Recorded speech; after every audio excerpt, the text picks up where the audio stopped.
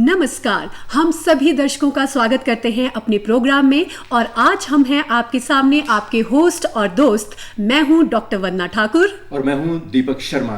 काम कुछ ऐसा करो कि पहचान बन जाए, हर कदम ऐसे चलो कि निशान बन जाए। यहाँ जिंदगी तो सब यूं ही काट लेते हैं, जिंदगी जियो ऐसे कि एक मिसाल बन जाए। क्या बात है दीपक जी।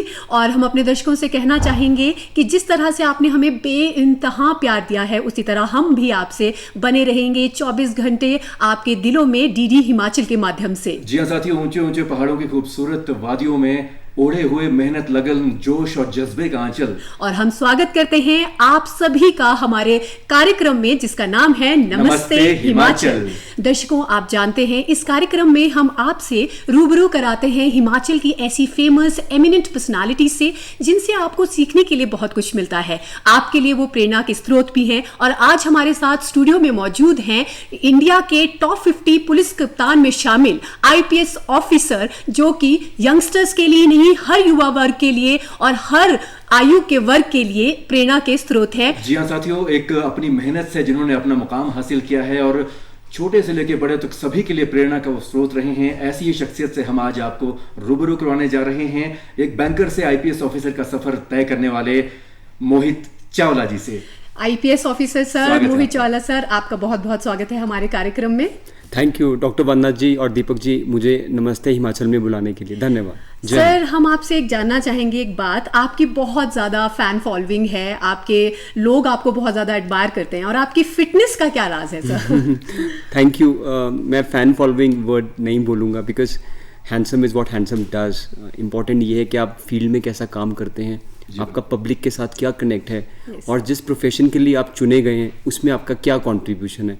आई थिंक इंसान अपनी तरफ से कोशिश करे, एक ईमानदार प्रयास करे तो चीज़ें अपने आप अच्छी हो जाती हैं। और फैन फॉलोइंग तो एक हमारे लिए नहीं, हम नेता नहीं है, अभिनेता नहीं है, चलिए बाई प्रोडक्ट में ही सही, लेकिन आपके लिए फिर वो भी है। राइट, धन्यवाद सर। जैसे आपकी फील्ड इतनी जुझारू है और आपको अपने आप को फिट भी रखना पड़ता है, तो क्या आप योगा प्रेफर करते हैं, जिम या एक्सरसाइजेस? मैं सबसे पहले तो धन्यवाद करूंगा हमारी नेशनल पुलिस अकेडमी का, जिसने हमें फिट बनाया। सिर्फ फिटनेस एक तो शारीरिक फिजिकल फिटनेस है, एक मेंटल फिटनेस है।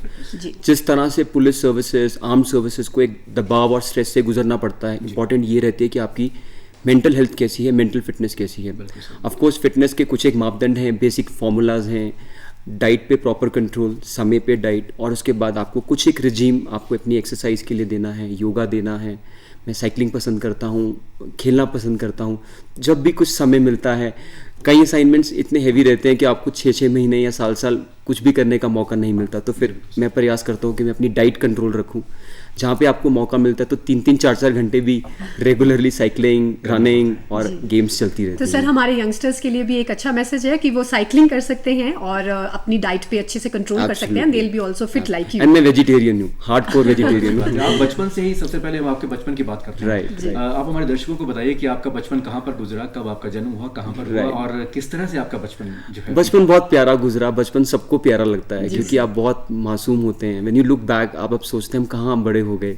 आई थिंक हम सब यही फील करते हैं। जी सर। मैं कुल्लू में पैदा हुआ हूँ और मेरी जन्मभूमि हिमाचल है, बट फादर एंड बिजनेस की वजह से उनको अम्बाला शिफ्ट करना पड़ा। तो हम बहुत छोटे थे अम्बाला, तो मेरी DAV पब्लिक स्कूल अम्बाला से एजुकेशन हुआ और स्कूल ने बहुत कुछ सिखाया। आज हम जो भी हैं अपनी टीचर्स की वजह से हैं। उसमें वो कहते हैं बड़े बड़ाई ना करें, बड़े ना बोले बोल, हीरा कभू कहे लाख टका मेरा मोल। तो मेरा स्कूल एक हीरा है जिसने मुझे यहाँ तक पहुँचाया। स्कूल में लाइफ शुरू में स्ट्रेस था, संघर्ष था, बट जैसे जैसे आपको अपनी बुक से प्यार हुआ। मैं लाइफ में एक प्रिंसिपल पे बिलीव करता हूँ कि आप जो भी काम करें, it should be, you should submit yourself. जब 9th 8th आते आते मैंने अपने आप को बुक्स में सबमिट कर दिया, करिकुलर एक्टिविटीज़ में सबमिट किया, थिंग्स वर वेरी गुड और अच्छे पर नाम आए। वो आपके साथ सर्टिफिकेट के साथ टॉपर और गोल्ड मेडलिस्ट जुड़ता रहा। बचपन से ही आपके साथ जुड़ता रहा। नहीं, वो गॉड ग्रेस है कि आपने अपने आप को सबमिट कर दिया। आप कोई भी रिलेशन हो, आपकी फिजिकल फिटनेस हो, आपकी जॉब हो, आपकी स्टडीज हो, एक बारी सबमिट करें, 100% अपना दें, अपना 100% दें। Dedication. Submission is most important, dedication और हार्ड वर्क विल फॉलो। जी सर। सर जैसे अभी आपने कहा कि बचपन सभी को प्यारा है, आप अपनी बचपन की कोई ऐसी खट्टी मीठी याद हमसे शेयर करना चाहें जो आप आज भी नहीं मतलब भूले हैं उसे? बचपन की बहुत यादें रहती हैं। मैं बहुत नटखट था और मुझे खेलने का और पढ़ने का बराबर शौक था। जी सर। तो मेरे डैड ने हर 2-3 साल मुझे साइकिल चेंज करवाते थे। मैंने मतलब बचपन में 7-8 साइकिल्स चेंज की। जी। तो कुछ एक स्पिरिचुअलिज्म में भी मैं माताजी मुझे मंदिर भेजते थे। तो एक दिन उन्होंने मुझे नई साइकिल लेके दी और मैंने मम्मा को बोला कि मुझे 100 रुपीज़ दीजिए। आज के ज़माने में हम उसको वर्ड यूज़ करते हैं मॉडिफिकेशन। मैं अपनी साइकिल की मॉडिफिकेशन करवाना चाहता हूँ। तो आई वेंट, मैंने हैंडल, ग्रिप्स, बार्स चेंज किए। फिर मैंने कहा मैंने सब कुछ तो किया लेकिन इसमें कहीं परमात्मा की झलक तो नज़र नहीं आई। तो मैंने साइकिल के सबसे आगे त्रिशूल, शिवजी जी का त्रिशूल लगाया। मैं घर आया, मेरी माताजी बहुत खुश हुए, देखो बेटे का अभी से ध्यान अच्छी तरफ है, स्पिरिचुअलिटी की तरफ है। तो ऐसी चीज़ें आपको ना शुरू से एक बारी लाइफ लर्निंग थिंग मैं हमारे जितने भी व्यूअर्स हैं उनके साथ भी शेयर करना चाहूँगा। मैं क्रिकेट की प्रैक्टिस कर रहा था। नॉर्मली हम बचपन में क्या करते हैं, जब प्रैक्टिस करनी होती है, सुबह सेशंस होते हैं तो दीवार पे बॉल फेंकते हैं और वो हमें कैच वापस आती है। आई वाज जस्ट डूइंग, मैं बॉल फेंक रहा था और मेरे डैड ने ऑब्जर्व किया, कहते बेटा क्या कर रहे हो? आई वॉज इन 8th और 9th क्लास। मैंने कहा पापा प्रैक्टिस कर रहा हूँ, कल मैच है। और मेरे पास बैठे जब पसीना सूख गया, कहते आपको एक मैं लाइफ का आज लर्निंग देना चाहता हूँ। मैंने कहा बताइए क्या है? कहते देखा बेटा, आपने बॉल फेंकी और वो आपके पास वापस आई। ये यूनिवर्स का भी नियम है, जो आप देंगे वो आपके पास वापस आएगा। बेटा आप अच्छे मेहनत से दें, पढ़ाई भी अच्छी मेहनत से करें, आपके पास रिजल्ट्स अपने आप वापस आएंगे। बहुत ही तो अच्छी बात है। वो दिन और आज दिन मैं जब भी किसी से बात करता हूँ, I try to give warmth, I try to give positivity, और अक्सर पॉजिटिविटी और अच्छाई वापस आती है। सर ये नेचर का भी नियम है कि जो आप करेंगे वही आपको मिलेगा। तो ये आपको बहुत अच्छी सीख मेरे पिताजी ने मुझे संदेश आपकी तरफ से आज हमारे दर्शकों को भी मिला है कि आप जो अपनी तरफ से देंगे वही आपको वापस मिलेगा ही मिलेगा। और एक बात, जैसे आपका बचपन के बाद आपकी स्कूलिंग शुरू हुई, स्कूलिंग के बाद कॉलेज का किस तरह का आपका सफर रहा? We are from business family, तो शुरू से यही था कि बिजनेस करना है। कॉलेज जाने का ज़्यादा मौका नहीं मिला, 1 साल कॉलेज किया, उसके बाद फिर प्राइवेट एजुकेशन और कॉरेस्पॉन्डेंस के माध्यम से ही पढ़ा। ग्रेजुएशन कॉमर्स में किया, पोस्ट ग्रेजुएशन इकोनॉमिक्स में किया। उसकी भी एक स्टोरी है। कॉमर्स ग्रेजुएशन करने के बाद मैंने अपने डैड का बिज़नेस ज्वाइन किया अम्बाला में। तो अप्रैल में रिज़ल्ट आया और अच्छा रहा। 4-6 महीने बीत गए, मैंने बिज़नेस में ध्यान देना शुरू किया। नवंबर में वैसे ही ध्यान आया, मैंने कहा पिताजी अगर आपकी आज्ञा हो क्या मैं पोस्ट ग्रेजुएशन कर लूँ? कहते हैं हमारी फैमिली में कोई इतना नहीं पढ़ता, बिजनेस के लिए ग्रेजुएशन काफ़ी है, ग्रेजुएशन ज़रूरी होती है। तो इतना हो गया बेटा, अब आप फोकस करें। और नॉर्मली बिजनेसमैन मेरे जो बैचमेट्स रहे, अच्छा बिजनेस सेट हो जाता है, फिर जल्दी शादी हो जाती है। तो उनका भी यही था कि बच्चे का बिजनेस सेट हो जाए और शादी हो जाए। नवंबर में पिताजी को वैसे ही बोला अगर आपकी आज्ञा हो तो मैं पढ़ लूँ। कहते आप पढ़ लीजिए, क्या करना चाहेंगे? MBA करेंगे, MCOM करेंगे? मैं कहीं नहीं जाऊँगा, घर बैठ के ही पढ़ूंगा, बट मैं MA इकोनॉमिक्स का। कहते इकोनॉमिक्स का भूत कहाँ से सवार हो गया? मैं कहा नहीं, मुझे इकोनॉमिक्स कुछ अच्छी लगती है। तो मैंने MA इकोनॉमिक्स पंजाब यूनिवर्सिटी से डिपार्टमेंट ऑफ कॉरेस्पॉन्डेंस स्टडी से की। तो अच्छा रहा। उसके बाद फिर कभी सोचा नहीं था जॉब करेंगे, एक जॉब के बाद दूसरी जॉब। बहुत ही जो टचिंग इस वक्त बात है कि एक IPS ऑफिसर बनना, कॉरेस्पॉन्डेंस से स्टडी करना, ये अपने आप में बहुत बड़ी बात है। सर मैं आपसे एक बात जानना चाहूँगी, जैसे अभी आपने मेंशन किया कि आपकी फैमिली पूरी बिजनेस क्लास है और एक आप हैं जो सर्विसेज में हैं, गवर्नमेंट सर्विस में भी हैं और इतने बड़े ओहदे पे पहुंचे, तो ये इंस्पिरेशन आपको कहाँ से मिली? आई डोंट नो, जैसे मैंने आपको बोला कि पता नहीं दिमाग में क्या आया, कई बारी डेस्टिनी आपको बुलाती है, आपको चीज़ सिखाती है। मुझे लगा मोहित आप पापा के साथ बिजनेस तो कर रहे हैं, क्या हर्ज होगा अगर आप एजुकेटेड हों और पढ़ लिख जाएं।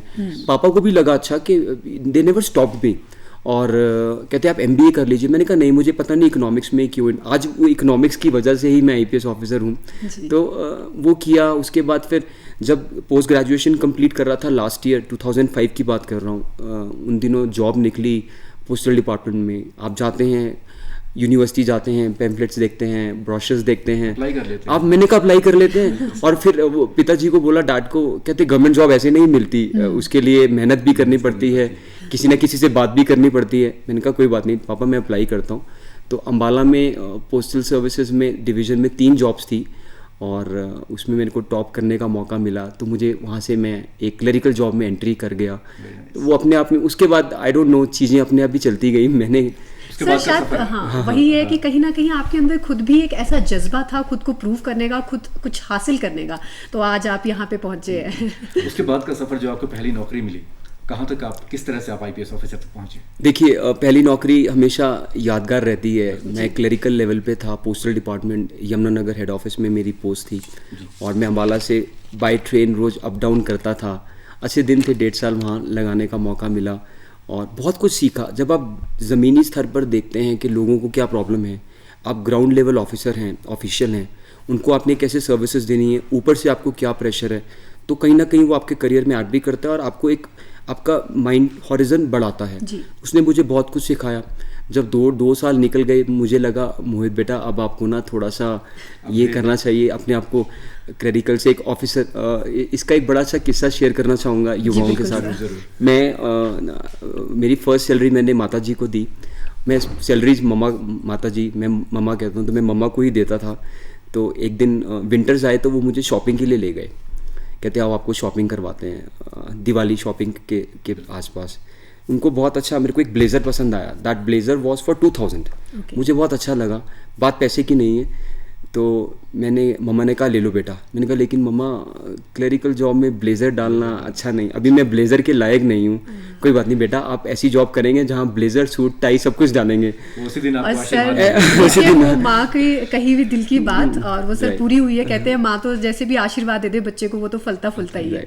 तो आई थिंक ये उनकी ब्लेसिंग्स हैं, या शायद पेरेंट्स की ब्लेसिंग हम सबके साथ रहती हैं, हम लकी हैं। तो मुझे लगा अब मोहित ऐसी नौकरी करनी चाहिए, मम्मी का सपना पूरा हो कि अब कोट पेंट टाई वाली नौकरी करें। और सर आपने वो सपना पूरा भी किया। ये उनकी ग्रेस है, उनकी ब्लेसिंग्स है। और फिर उसके बाद डिफरेंट जॉब्स में आने का मौका। सर ये जैसे आपने अपना सिलसिला बताया, हमें ये भी पता चला है कि आप ही एक ऐसे ऑफिसर हैं जिन्होंने विदाउट एनी कोचिंग ये अपना IPS का एग्जाम भी क्लियर किया। सर हाँ, वो भी फर्स्ट अटेम्प्ट में। वो ये कैसे सर पॉसिबल है? मैं कोचिंग को बुरा नहीं बोलूँगा। कोचिंग किसी भी तरह की विद्या, एजुकेशन, स्कूल में हो, कॉलेज में हो, आजकल ऑनलाइन हम सब देखते हैं बच्चे पढ़ रहे हैं, कोचिंग हो, वो आपको ऐड करेगी। आप उससे कुछ सीखेंगे, कुछ होम टेक होगा, राइट। मेरे साथ मजबूरी ये थी, प्रॉब्लम ये थी कि मैं उस समय बैंकिंग सर्विसेज में था। आप सुबह 8 बजे घर से निकल रहे हैं, रात को 8 बजे घर पहुंच रहे हैं। आप बताइए कोचिंग का टाइम कहाँ है आपके? फिर आपको लगता है कि सिर्फ आपकी बेस्ट फ्रेंड्स आपकी बुक हैं। आपको खुद ही अपने आप को मेंटर करना है, आपको खुद ही एनालिसिस करना है कि क्या पेपर की डिमांड है।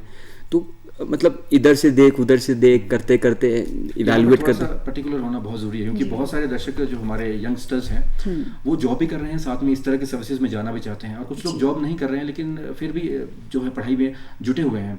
क्या कुछ किस तरह से वो समय निकाले? देखिए, समय प्लीज़ निकालिए। मेरे अपने बैचमेट्स IAS और IPS में, या जब भी बैचेस आते हैं, मेजॉरिटी लोग जॉब करते होते हैं। ये सिर्फ एक एक्सक्यूज़ है कि मैं पढ़ने के लिए मेरे पास समय नहीं। मैं आपको एक बात बता दूं कि किसी भी काम करने का अगर आपने सोच लिया है तो 1000 बहाने हैं, बट उस काम को ना करने के 1 लाख। तो प्लीज़ उन 1 लाख, तो उसकी क्वांटिटी ज़्यादा, उसमें मत ध्यान दें। समय निकलता है, टाइम मैनेजमेंट इज़ इम्पॉर्टेंट। हर इंसान, आपकी माताजी देखिए जो मैरिड हैं, अपनी वाइफ्स को देखिए, अपनी बहनों को देखिए, सुबह उठते हैं, सारा घर चलाते हैं। आजकल तो आप देखिए डॉक्टर वंदना जी, आप भी निकलते हैं, बाहर निकलते हैं, काम करना है, घर भी मैनेज करना है, फैमिली भी, हेल्थ भी। अपने टाइम मैनेजमेंट तो घर से आप देख सकते हैं, बचपन से देख सकते हैं। सर हमें बैलेंस करने आना चाहिए, बैलेंस करने आना चाहिए, हम अपनी जिंदगी में कुछ भी पा सकते हैं। एक किस्सा बस में चलने वाला IPS ऑफिसर, इसको जरा शेयर जरूर कीजिए। जी सर। आपने ये किस्सा कहाँ से पढ़ा? सर आपके बारे में बहुत कुछ आर्टिकल्स आते रहते हैं, हमने वही पढ़ा है इसके बारे में। देखिए, 2009 में मैं बैंक ऑफ इंडिया में था, स्केल 2 मैनेजर। मेरी ब्रांच मोहाली में होती थी और मेरा घर अम्बाला में था उन दिनों। तो जब सुबह 1.5 घंटा जाने का लगता था, 1.5 घंटा आने का। आपके पास प्रॉब्लम ये थी कि आप टाइम वेस्ट करना अफोर्ड नहीं कर सकते थे।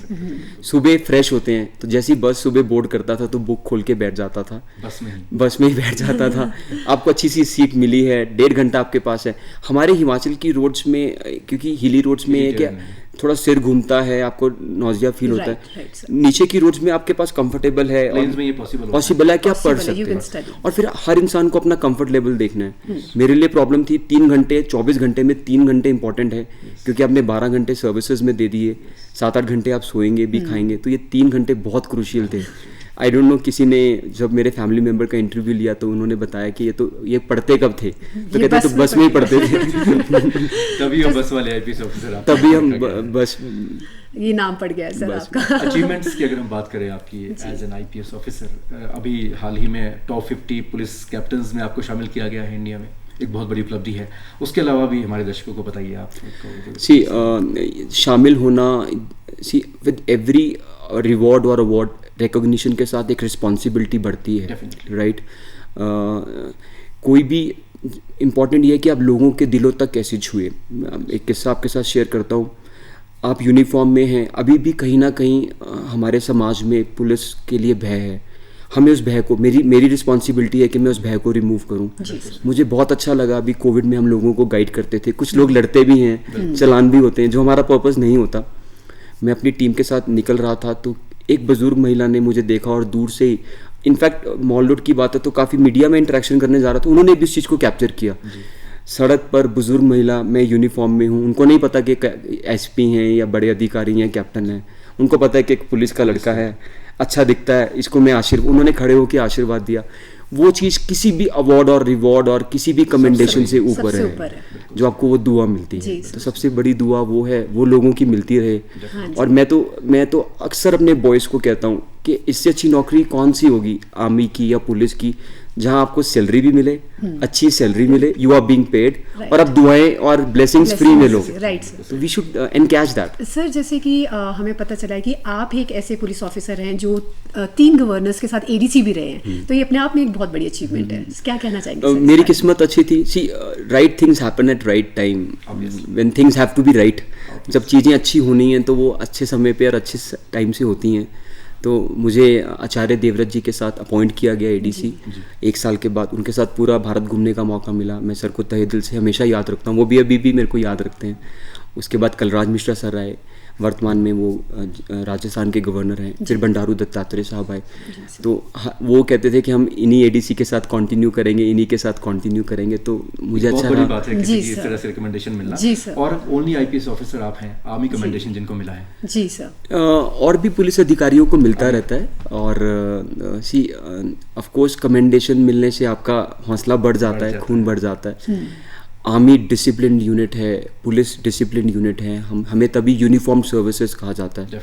अगर आपको अक्रॉस यूनिफॉर्म सर्विसेज आपको रिकॉग्निशन मिले। और हम क्या करें अपने, अभी हाल फिलहाल में हमने एक स्कीम लॉन्च की, दैट इज़ आभार। हिमाचल पुलिस का, शिमला पुलिस का एक ग्रैटिट्यूड है। जितने भी हमारे जवान, बहादुर जवान, जितने भी ऑफिसर्स, ऑफिशियल्स जो सरहदों पर, देश के डिफरेंट कोनों पर काम कर रहे हैं, उनकी फैमिली को कोई प्रॉब्लम है, हमें जस्ट कॉल करें, हमें कॉल करें। एक हमने व्हाट्सएप नंबर रिलीज किया, उस पर कॉल करें, उनकी फैमिली की चिंता हम करेंगे। सर, कुछ तो बहुत अच्छी मुहिम शुरू की है। हमने प्रयास किया, तभी इसका आभार रखा। हम अपने जवानों को क्या दे सकते? सी, आप सरहद पे बैठे हैं, पीछे कुछ उनकी वाइफ को, बच्चे को, माता को कुछ हो जाता है या कुछ विवाद है, वो तो इसी टेंशन में, वो हमारी सेवाएं कैसे दे सकते हैं? हमारी तरफ से हमने आभार। तो ये inter services bonding, inter services coordination बहुत ज़रूरी रहता है। सर, जैसे आप अपने स्कूल कॉलेजेस के बारे में बात कर रहे थे, हम आपसे जानना चाहेंगे क्या आपके अभी भी कुछ ऐसे दोस्त हैं जो आपके साथ अभी भी इन टच हैं, और आप उनके साथ कैसे एंजॉय करते हैं अपनी? दोस्त किसके साथ नहीं होते हैं? डॉक्टर वंदना जी, आपके पास भी होंगे फ्रेंड्स। एंड फ्रेंड्स वो है कि मैं एक बड़ी अच्छी बात कहता हूँ कि फ्रेंडशिप सेट्स यू फ्री। दोस्ती आपको फ्री रखती है। घर की है, आपके रिलेशंस, वो उसमें बंदिश है, प्यार है, कंपल्शंस हैं, प्यार है।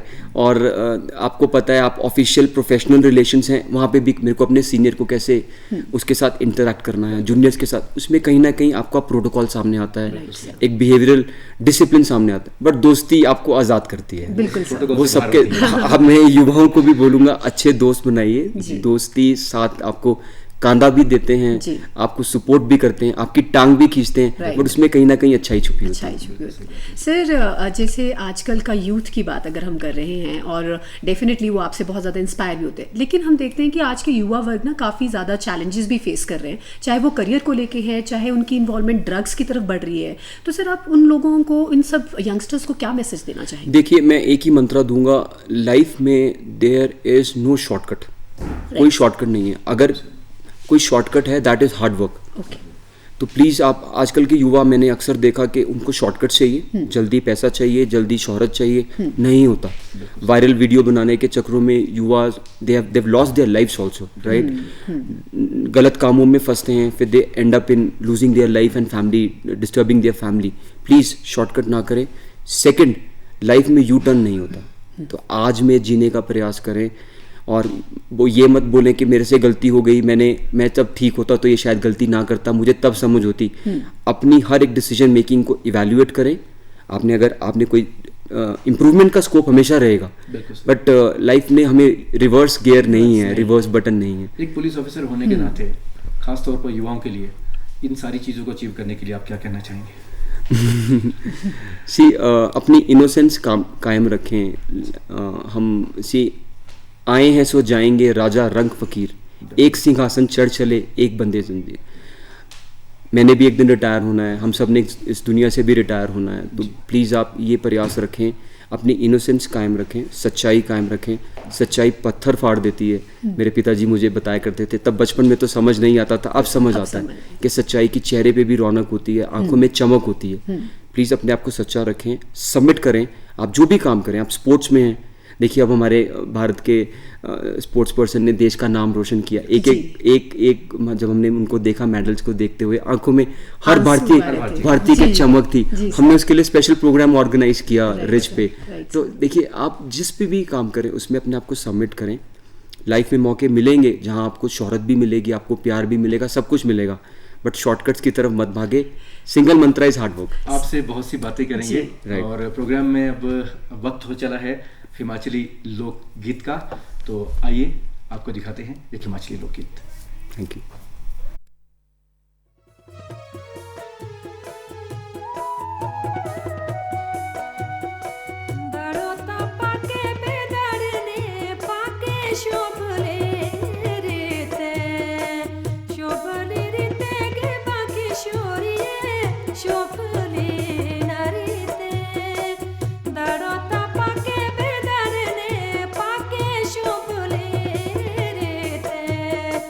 Shobali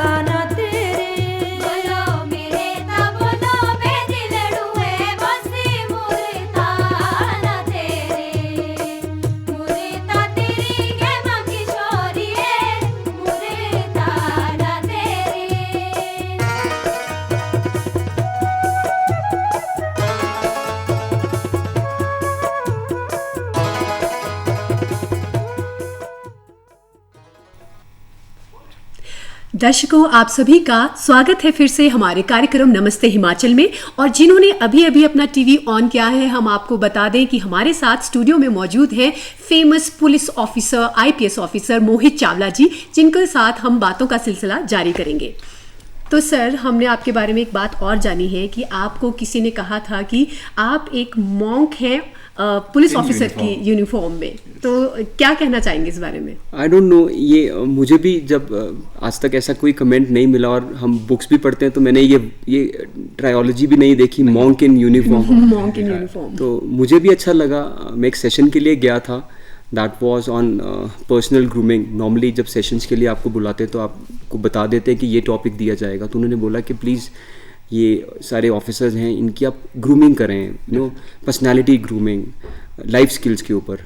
मुझे भी बड़ा अजीब सा टॉपिक दिया उन्होंने, बट मैंने जब उनके बारे में अपने विचार रखे, और खासकर के लाइफ की एक्सपेक्टेशंस क्या रहती हैं, लोगों की expectation, once you are uniform, public की आपकी एक्सपेक्टेशंस क्या रहती हैं, तो उनको बहुत अच्छा लगा। तो एक ने वहीं पे कमेंट किया कि he is a monk in uniform.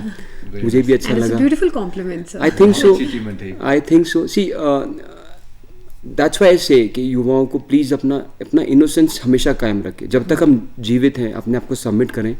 मेरी माताजी बचपन में बहुत अच्छी बात सिखाई जो हमेशा I carry forward.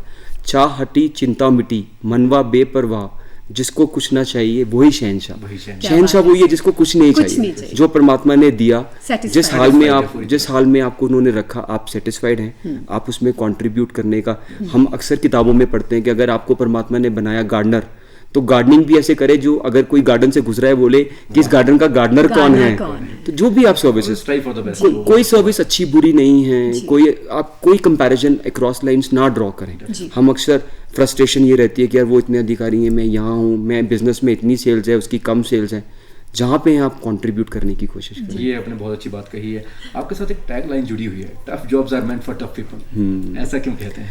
C police services tough हैं। बहुत अच्छा किस्सा है, मैं युवाओं के साथ ये भी शेयर करूँगा। 2012 में जब मैं ट्रेनिंग करके मेरी अपॉइंटमेंट एज ASP कांगड़ा हुई।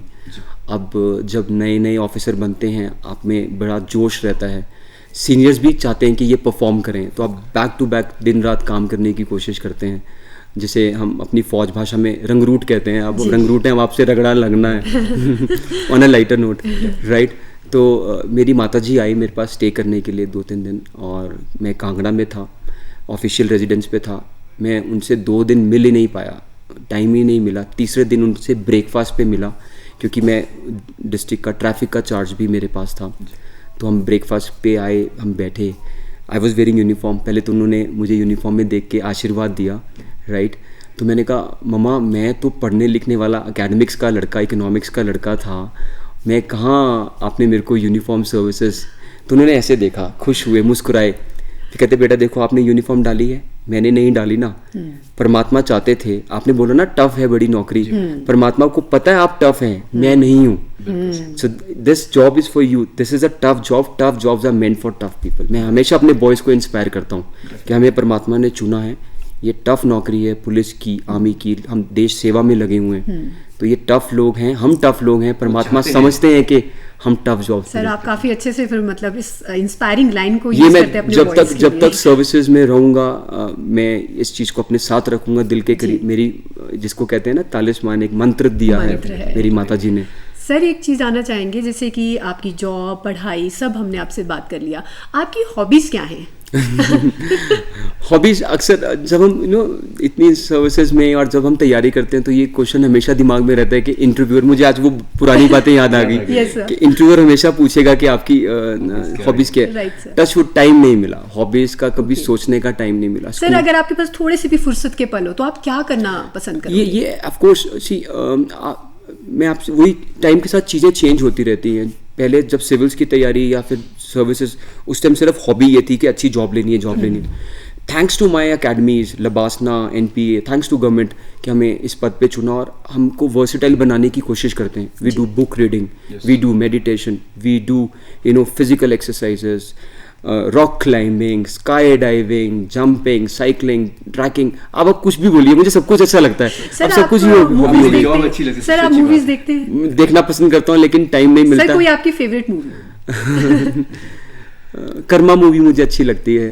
और मेरी माता जी को गंगा जल मूवी अच्छी लगती है। उन दिनों में हम बड़े छोटे कॉलेज में थे, तो आज भी जब वो देखते हैं श्री अमित कुमार उसमें एसपी होते थे, तो वो छवि उनको अच्छी सी लगती है। हम उसी को देखकर शायद इंस्पायर हुए होंगे। सर, आपके कोई ऐसे टीचर आपको जो लगता है सबसे ज्यादा इंस्पायरिंग रहे और आप उनको आज भी याद करते हैं? सी ऑफ कोर्स आपको प्रथम टीचर तो आपके माँ बाप हैं, उसके बाद आप स्कूल लाइफ में, कॉलेज लाइफ में, पल पल बिना गुरु के आपकी गति नहीं है। आप किसी भी जगह, इवन हम सर्विसेज में यहाँ भी आपको मेंटरशिप की ज़रूरत पड़ती है, तो आप सीखें। बहुत अच्छी एक बात आती है कि ज़िंदगी सबको सिखाती है, लेकिन उसको जो सीखना चाहता है। तो आप प्लीज़, ऑफ कोर्स मेरे भी अपने टीचर्स रहे हैं, स्कूल में टीचर रहे, अलग अलग लेवल पे सीखने का मौका मिला। तो सबसे पहले जब आप आईपीएस ऑफिसर बनने से पहले बैंकर थे, किस समय आपके मन में आया कि अब मुझे आईपीएस में ही जाना है और अब मुझे जो है ये वाली जॉब नहीं करनी है? सी आई थिंक जब हमने पोस्टल सर्विसेज, उसके बाद अलग सर्विसेज, एक बैंक, दूसरा बैंक, तीसरा बैंक, बस ये था कि परमात्मा करे कि मैं ऊपर कुछ और अच्छा करता रहूं। नीचे नीचे रश होता है और ऊपर कम रश था और ऊपर कम, शायद मुझे रश में रहने की आदत नहीं है। लेकिन मेहनत भी उस हिसाब से करनी पड़ेगी। सी मेहनत, हाँ, वक्त अच्छा हो, चीज़ें अच्छी हों और आपके मन में जज्बा हो, कंडीशंस अपने आप आपको सपोर्ट करती हैं। मेरे साथ भी कुछ ऐसा हुआ कि कुछ इच्छा थी, कुछ पेरेंट्स की ब्लेसिंग्स थी, वो कंडीशंस ने सपोर्ट किया और शायद डेस्टिनी ये थी, tough jobs are meant for tough people.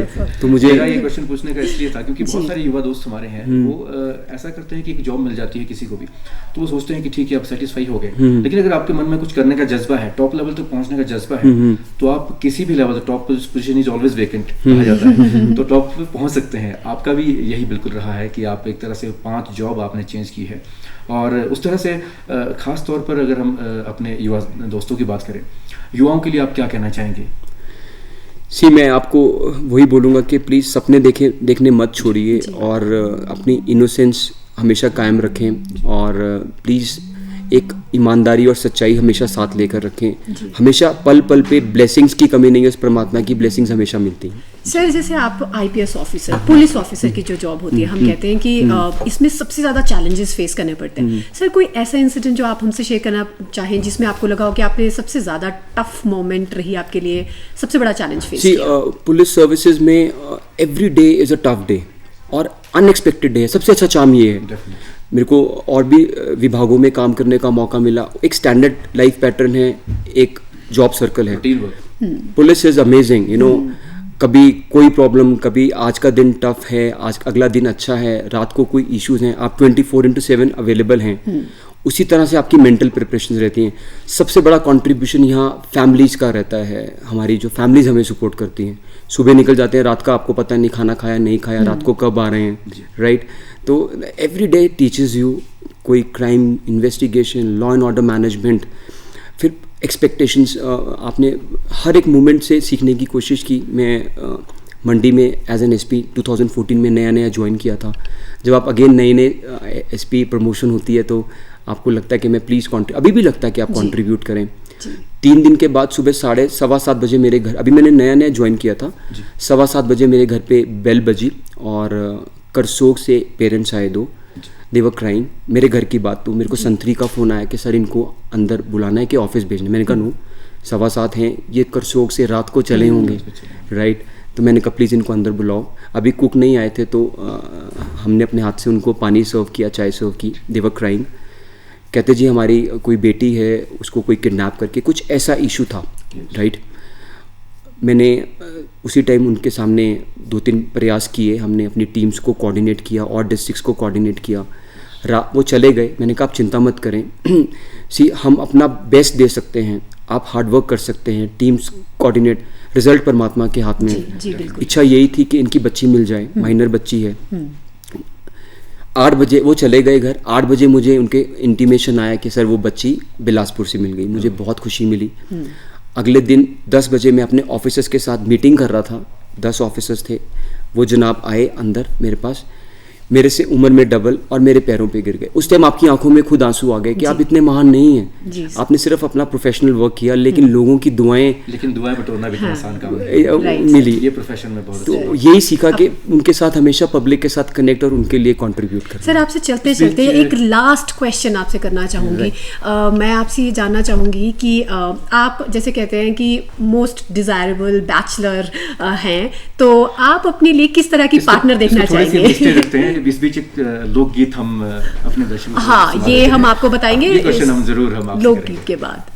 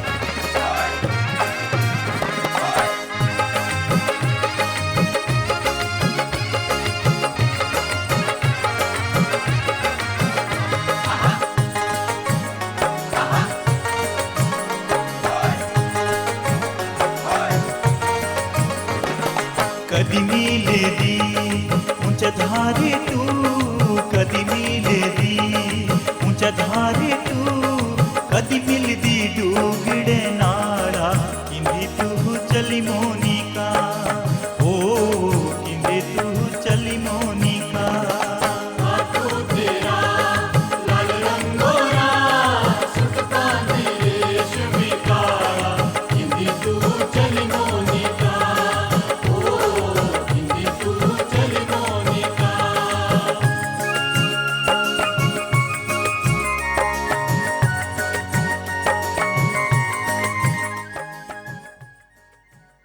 दर्शकों, हम आपका फिर से स्वागत करते हैं हमारे कार्यक्रम नमस्ते हिमाचल में। और जैसा कि आप जानते हैं, हम बात कर रहे हैं आईपीएस ऑफिसर मोहित चावला जी से।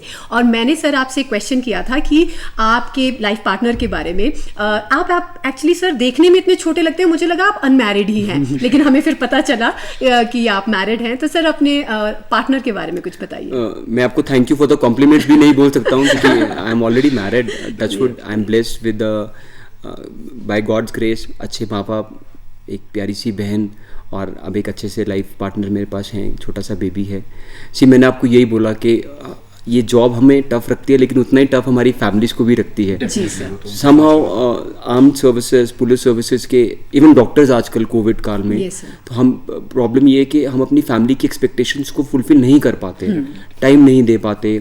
जब वो अपने पीयर्स को देखते हैं, कोई बाहर घूमने जा रहा है कोई, तो हमें भी शिकायत मिलती है। But anyhow I am really happy and it's a God's grace कि आपकी फैमिली आपके साथ इसमें कंट्रीब्यूशन करती हैं, वो भी कंट्रीब्यूटरी पार्ट हैं। ये एक बहुत अच्छी बात है। और आप अपने लाइफ का जो खास आपको प्रशासनिक सेवा में जो आपका करियर रहा है, कोई ऐसा इंसिडेंट हमारे दर्शकों के साथ शेयर करना चाहेंगे जो आप हमेशा याद करते हैं और आप ये चाहते हैं कि इस तरह की दुआएं आपको हमेशा मिलती रहे? बहुत सारे मौके मिले कि आपने ग्राउंड लेवल पे काम करने का आपको प्रयास किया। हमारी सर्विसेज ऑफिस में बैठ के नहीं है। अक्सर यंग ऑफिसर्स आते हैं, आईएएस आते हैं, आईपीएस आते हैं, यंग बॉयज़ आते हैं, इवन हर सीट पे। प्लीज़ जब हम सिलेक्ट हो जाएं, it is not that we should always sit in the office. ये एसी गाड़ी और एसी ऑफिस का मोह माया छोड़ के we have to work in public, in field. ये मैं हमेशा जो भी यंग ऑफिसर और ऑफिशियल्स मेरे पास आते हैं, ट्रेनिंग के लिए आते हैं, जब भी बात करने का मौका मिलता है, मेंटरशिप करने का मौका मिलता है, मैं हमेशा बोलता हूँ कि be in the public, go and interact with them, उनकी समस्याओं को सुने।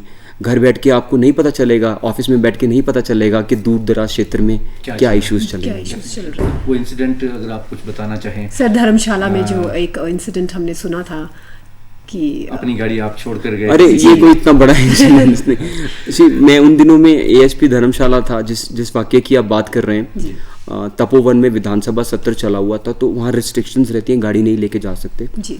मैं गाड़ी में पहुंचा अपनी ऑफिशियल व्हीकल पर, तो एक बुजुर्ग आए, शायद उनको कुछ हेल्थ इशू या कुछ प्रॉब्लम हुई, 2-3 लोग एकदम ही इकट्ठे हो गए, एम्बुलेंस नहीं आ पा रही थी जी। तो 6-6:30 बजे शाम का समय था, और फिर मेरे मन में आया जो मेरा व्हीकल है वो भी तो पब्लिक का व्हीकल है, सरकारी व्हीकल है, मेरा अपना घर का तो है नहीं जी। तो मैंने उनको अपने घर में व्हीकल में उनको जोनल हॉस्पिटल भेजा, और खुद इस बहाने सैर करने का मौका मिल गया। 1 घंटा सैर करके घर पहुंच गया। पूरी सैर आपने सुनी। लेकिन सर आपने बहुत अच्छी बात है, काफी मदद बहुत बड़ी बात है। और यही कहना चाहेंगे कि मंजिलें उन्हीं को मिलती है जिनके सपनों में उड़ान होती है। पंखों से कुछ नहीं होता, हौसलों से उड़ान होती है। और ये आप लाइन जो है आप पर पूरी तरह से चरितार्थ होती है। और आज आपने अपने जो है हमारे साथ एक्सपीरियंसेस शेयर किए, और हमारा वैसे मन कर रहा है कि हम आपसे बहुत सारी बातें करते रहे। सर ये लग रहा है कि सिलसिला खत्म ही ना हो और ये बातें इस तरह से ही चलती रहे, लेकिन और समय का तकाजा है जी। और हमें लगता है कि सर हमारे यंगस्टर्स ने, हर आयु के वर्ग के लोगों ने आज आपसे बहुत कुछ सीखा होगा। चाहे वो करियर की रिलेटेड बात है, चाहे वो अपने प्रोफेशन को मेंटेन करने की बात है, चाहे वो फैमिली से जुड़ी रिश्ते नातों की बातें हैं। हमारे दर्शकों ने आज आपसे बहुत कुछ सीखा। आप हमारे साथ स्टूडियो में आए, इतनी ज़्यादा जानकारी दी, हमें अपना कीमती वक्त दिया सर, इसके लिए आपका बहुत बहुत धन्यवाद। तो दर्शकों, अब वक्त हो चला है आपसे अलविदा कहने का। आपसे फिर मुलाकात होगी, तब तक के लिए नमस्कार।